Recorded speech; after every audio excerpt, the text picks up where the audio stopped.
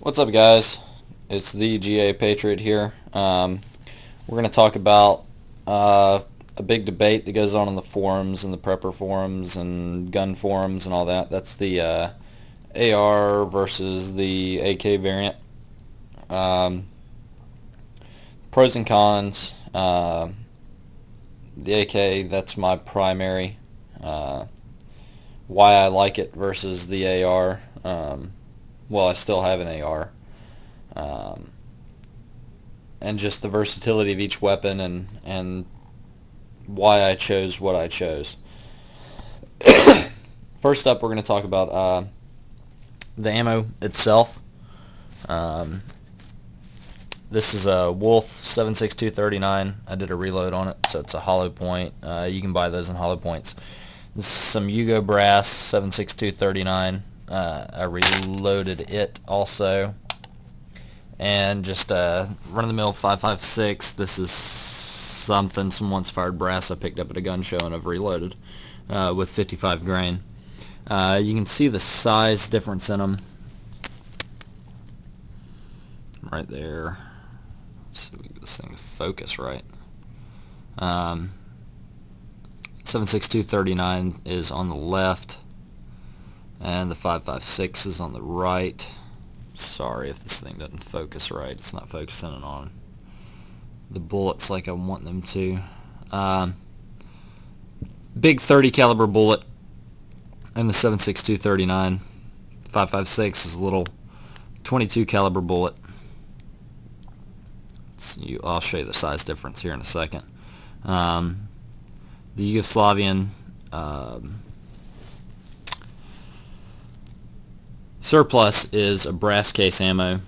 Most of your 5.56 is brass case unless you go buy something like a Wolf, which is going to be a steel case. I'll talk more about that here in just a little while. And I loaded my 7.62 with hollow point. That's just what they had at the time, and I was experimenting with the Burdan primed cases and reloading. As far as the actual projectiles, this right here is a 5.56 bullet and 55 grain.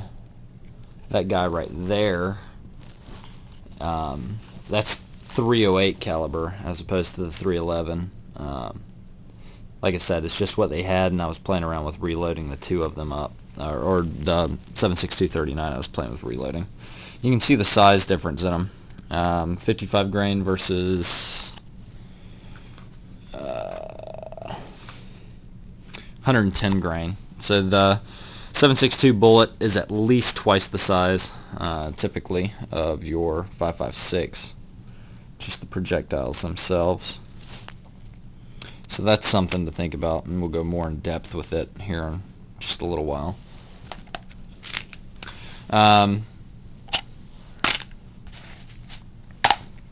As far as the rifles themselves, this is a pre-A1 AR15 Colt. You can see no forward assist there. As far as tear down on the two, pop this little pin right here, break the AR in half. Trying to do this one-handed still. I still have not gotten a tripod.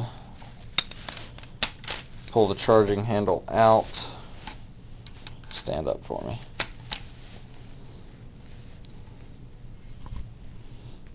Charging handle out, and then your bolt and carrier assembly will come out. Like so. The recoil spring itself is in the buttstock. This buffer spring there. Springs down, goes back into your stock. Your whole bolt and carrier assembly go back here. When on every time you fire around, it goes back in here. So your recoil spring's actually in here on it. Fire control group right down here.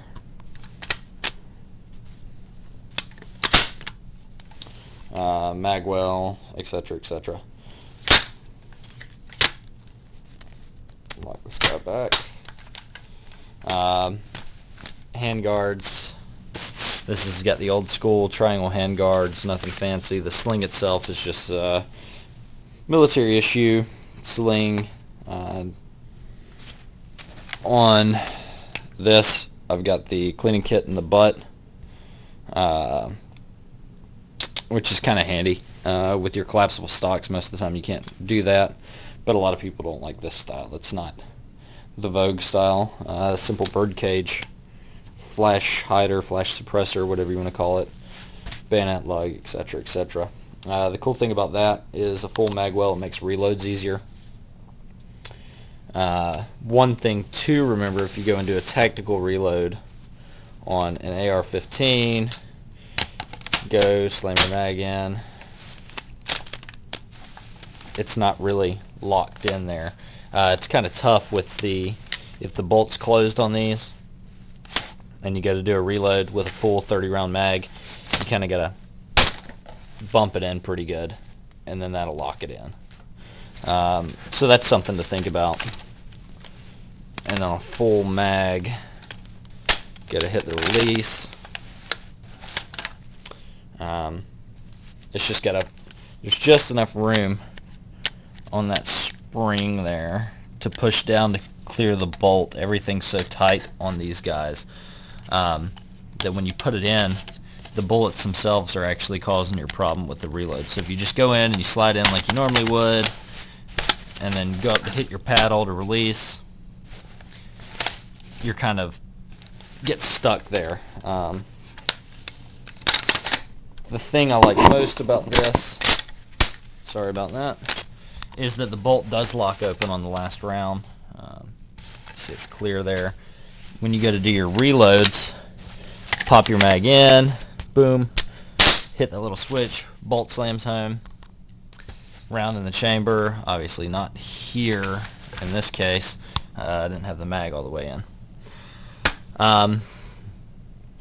Ergonomics on this thing are great. Your safety and everything, it's right here. Safe fire, safe fire, safe fire. Here's your mag release paddle, charging handle here. Pre-A1 setup, old school, so it's got the carry handle with the sights built into it. Dust cover to cover up your bolt and carrier assembly to keep crap out of it, because these are tight tolerance weapons. With these, the tolerances are kind of its downfall. With your AR series, M4, whatever, they make it a super accurate weapon. This guy not so much because it's older. It's got the 1 in 12 twist, so I'm kind of stuck with 55 grain bullets. If I go try and shoot the 62 grains, I'm going to get keyholing. But because everything's so tight, you get more accuracy out of it. Thus a little less reliability. It's got a direct impingement gas system here. This tube that runs from your gas block right here runs all the way back and hits your bolt and carrier assembly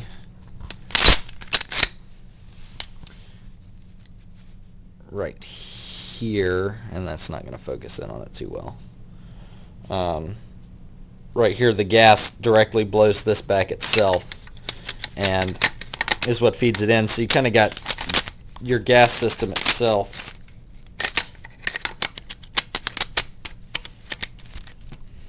it's hard to do one-handed.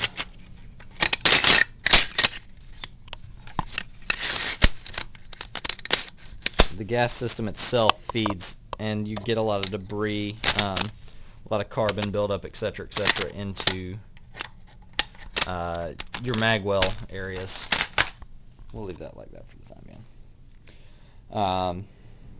That's one of the big downfalls of it, because you're getting everything right back into your fire control group and into your chamber on it. Looks like this is going to be a two-part video, so I'll be right back.